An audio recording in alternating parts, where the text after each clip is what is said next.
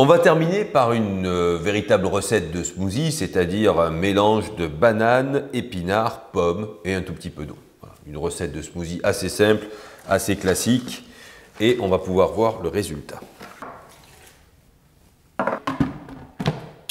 Je vais vous expliquer le fonctionnement de cette machine. À l'intérieur de ce bloc moteur, il y a une pompe à air. Cette pompe est reliée à un conduit qui court le long de cette cloche et arrive au-dessus de la jarre.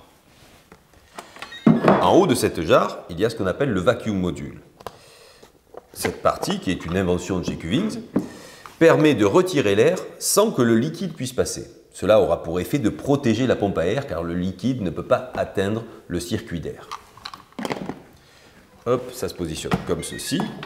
On positionne la cloche. La cloche aura aussi pour effet d'atténuer amplement le bruit de la machine. Et on va actionner ce bouton-là.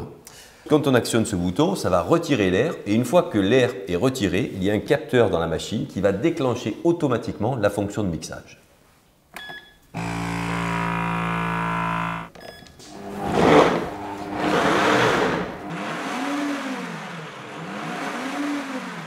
Apprécions maintenant le résultat. Ici, le smoothie réalisé de manière traditionnelle. Comme d'habitude, beaucoup de mousse.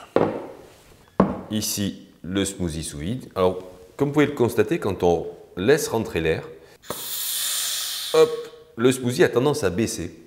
Ça, c'est dû à la pression qui est à l'intérieur de la jarre. Voyons le résultat. Ici, le smoothie réalisé sous vide.